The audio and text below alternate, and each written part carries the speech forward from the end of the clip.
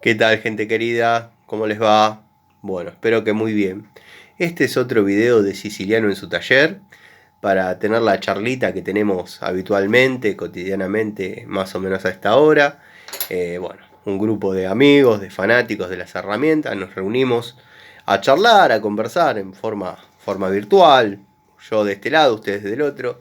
Vamos intercambiando opiniones, vamos generando contenido día a día, dado que, bueno, mantengo contacto con ustedes, ya sea por Facebook, ya sea por Instagram, vamos hablando, intercambiando opiniones. Le doy la bienvenida a los nuevos amigos, a los nuevos suscriptores, espero que les guste el contenido. Si no, bueno, cualquier crítica es bienvenida. Y a los amigos, a los incondicionales, a los conocidos y a los no conocidos, le mando un abrazo a la distancia. Sé que me siguen, miran mis videos, porque bueno, cotidianamente algunas personas me comentan en la calle determinadas cuestiones. Muy contento con la aceptación del contenido. Bueno, hechas las formalidades, que si bien son formalidades, no dejan de ser sinceras. Yo hago los videos siempre en base a algún comentario de ustedes que me haya llamado la atención. Y bueno, es de público conocimiento que grandes marcas fabrican sus herramientas en China. Y bueno, por ende el descenso de calidad que se puede atribuir a muchos factores y demás. Si quisiesen mantener el estándar de calidad no habría problema, fabriquen donde la fabriquen, eso ya quedó claro. Pero bueno, la esencia del video de hoy es que hubo una época que nadie fabricaba en China, solo China. Y bueno, yo tengo herramientas de China. O sea, cuando China era mala palabra, en la década del 90, estas herramientas se vendían, siempre cuento lo mismo, pero bueno, amerita el video contar la anécdota de nuevo. En Morón, en la estación, hay una calle paralela a la vía que se llama Sarmiento, y se había transformado en peatonal. Y eran mesas y mesas de herramientas y pilas de herramientas por 2 pesos, 3 pesos, 5 pesos, que claro, representaban $2, 5 dólares, 10 dólares. Pero bueno, los que por ahí andábamos entusiasmados con el tema de las herramientas y sabíamos seleccionar, logramos armarnos de algún equipito lindo. Por ejemplo, yo le quiero mostrar hoy eh, herramientas que compré en el año 94 y siguen funcionando en la actualidad. Obviamente no trabajan por una cuestión de que son los, no diría los abuelos de todo, porque ya mostré mi caja de abuelos de todas las herramientas, pero bueno, serían como los padres de lo que fueron mis inicios, ¿no? Estas herramientas. Por ejemplo, el caso de estos destornilladores. Nadie apostaba 2 pesos de mis amigos a que iban a durar. O sea, comprar esto era como tirar la plata. Me acuerdo que los primeros que compré venían en un blister de 6, 4 planos, 2 Phillips. Y bueno, venían con su segmento para golpe, dado que bueno, la varilla llega hasta atrás, pero estos jamás recibieron un golpe. Eh, Varilla cuadrada. La verdad, muy buena calidad. Chinos, chinos, completamente chinos. Me gustaría conseguir algún juego de estos, pero no similares, de estos. Y tenerlo en reserva, así como para decir, tengo un juego de esos destornilladores. Qué buenas herramientas. Se han cansado de desarmar carburadores. Se han cansado de desarmar carburadores. Y casi me rompo los anteojos. ¿Por qué digo esto de los carburadores? Porque cualquiera pensaría que la nafta, el combustible, lo como le llamen, podría afectar el mango, la integridad del destornillador o desintegrarse en mi mano. Y no, me cansé de desarmar carburadores con estos destornilladores. Verdaderamente muy buenos destornilladores. Eh, la única contra, que no eran convenientes usarlos para trabajar en la electricidad. Yo los he usado un montón de tiempo en la electricidad. No tenía antes la posibilidad, perdón, no tenía antes la posibilidad de elegir este destornillador para mecánica, este destornillador para electricidad. Todo eso ustedes ya lo saben. Pero con mucho cuidado y sabiendo trabajar la electricidad, el destornillador no generaba ningún problema. Pasa que si lo utilizaba una persona inexperta en el tema de electricidad, la varilla estaba en contacto con esto estaba en contacto con la mano y bueno, se generaba la descarga en caso que uno conduzca la corriente a tierra, que es muy fácil de entender, no es necesario que le haga mucho detalle a ese tema. Después, este juego de llaves. Todos dirán, Tano, pero es igual a la Craftsman. Sí, pero no. Son chinas, sí han copiado la anatomía. Taiwán, ahí se ve clarito. Han copiado la anatomía de la llave Craftsman, la legendaria llave Craftsman americana. Y es un juego que, si no se perdió alguna, está completo hasta las 6-7. Y es indestructible, ¿eh? O sea, resisten el torque necesario para ajustar ya sea una tuerca de 13, una tuerca de 17, una de 19 o la medida que sea necesaria. O sea, si uno la quiere romper, la rompe, pero aflojar, aflojan y apretar, apretan. Muy buena herramienta, muy buena. Lo mismo que esta. El caso de esta, este jueguito venía 17, que es esta, 14, 12, 10 y 8. Quizás alguna de esas medidas, en esos momentos que llegaron, no se usaban. La 12 no se usaba, la 14 en algunos casos, pero la 17, la 10 y la 8 trabajaban todo el tiempo. Hubiese estado perfecto que tenga una 11 y una 13, entonces se quedaba 8, 10, 11, 13 y 17, era un golazo. Desarmaba cualquier auto en la época de nosotros, los de la antigua escuela. Después, cuando había algo que el fabricante no quería que uno desarme, le mandaba la tuerca de 12. Pero la herramienta del año 94, si yo hoy quiero aflojar una tuerca de 17, afloja. Bueno, pincitas. El juego de mini pinzas. De aquella época. Se cansó como otras pinzas que yo tengo, de poner Seger, de sacar Seger, de poner seguritos de pistón en los motorcitos chiquitos, en los motores grandes. Se ha cansado. Para los motores grandes, salvo que sean los seguros de apretar, si eran los de media vuelta, por ahí no iba tan bien. Tengo la otra, mi antigua pinza de mecánica de punta, pero bueno, esa ya forma parte de la caja antológica. Esta es una pinza china de la primera hora, que venía con su jueguito de mini pinzas. No había técnico en electrónica que no las tenga. O sea, nos dio resultado a todos. China pura. Bueno, esta, muy buena herramienta, muy buena pinza. Ha sufrido castigo. La verdad, por ahí se puede discutir la calidad del aislante, si es más confiable, menos confiable. Pero créanme que la herramienta resistía muy bien, trabajaba muy bien. Era una pinza que por ahí no era cómoda para determinadas tareas, dado que es de 8 pulgadas, pero necesaria para otras. O sea, venía con un juego, que venían 3, la de puntas, el alicate y esta. O sea, eran unas especies de blister, pero no blister de plástico, sino que se enrollaban y quedaban una especie de estuche. No sé si me explico, si soy gráfico. Ustedes háganmelo saber si algo no se entiende de lo que digo.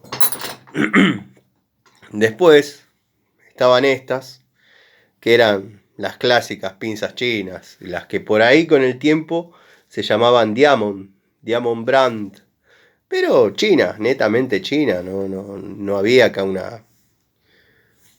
Este alicate sigue cortando cables, increíble. Lo probé antes de hacer el video para demostrarme a mí mismo que esto sigue sirviendo y cortan los cables. Y no cable finito, ¿eh?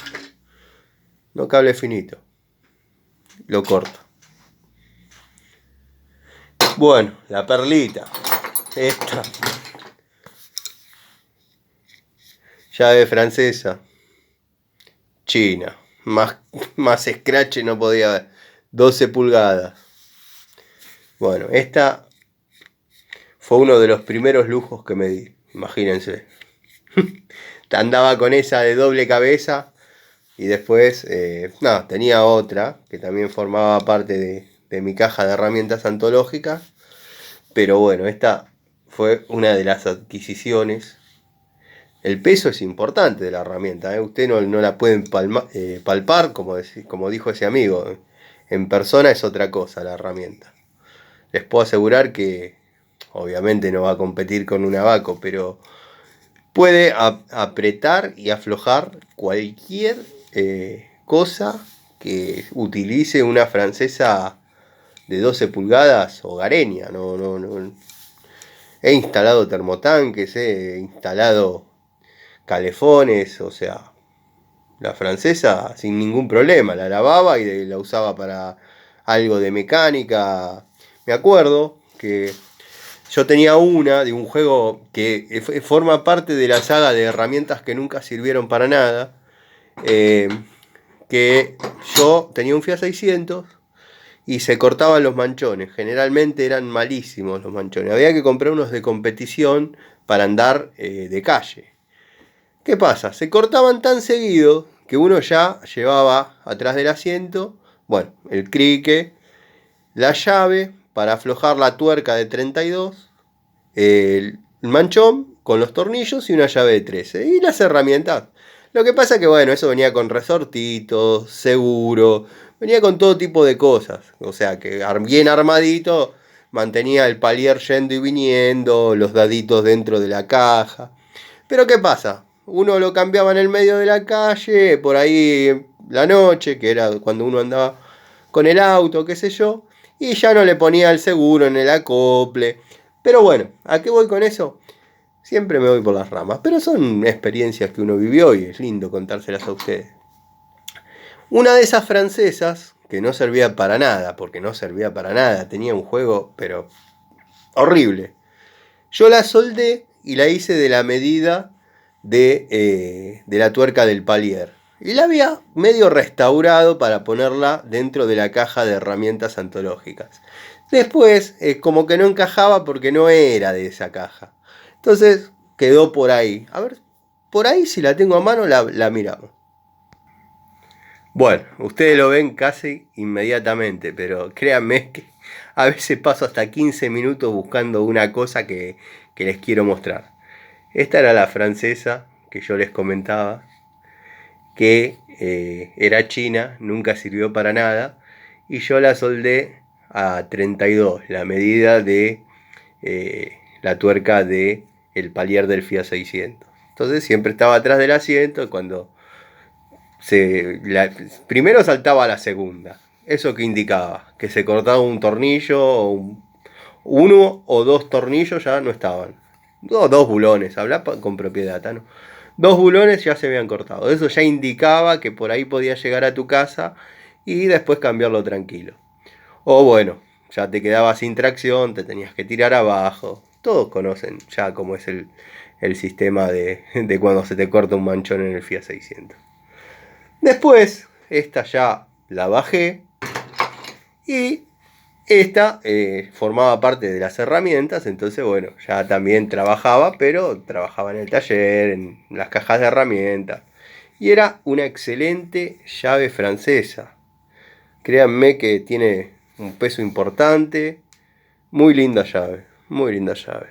esta sí vale la pena tener. Miren el juego. Tiene menos juego que cualquiera de las que puede haber en la actualidad. Espectacular.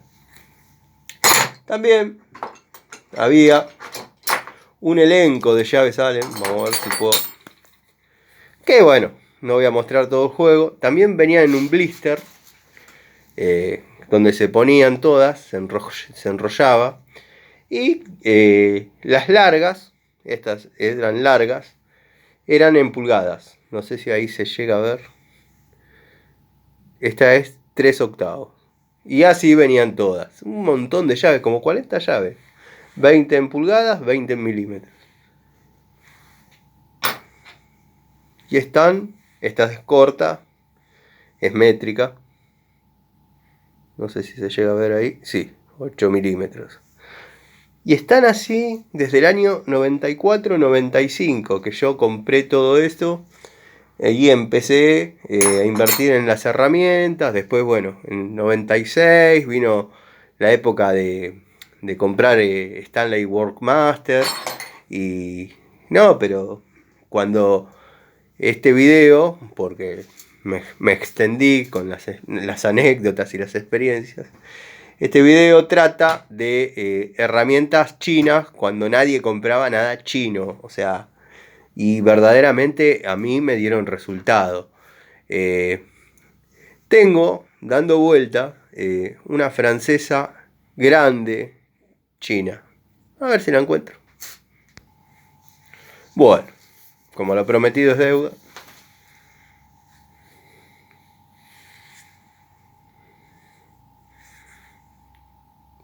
China. Bien orgullosos de poner China. No como ahora que le pegan un sticker que dice fabricado en China. Bien orgullosos estaban los tipos. No saben lo que pesa esta llave. No saben la de tuercas que ha aflojado. La he utilizado en Industrias Baco. La he llevado porque bueno, me habían asignado determinadas tareas de mantenimiento en los grupos electrógenos. Que el grupo electrógeno era un motor de 6 cilindros diésel.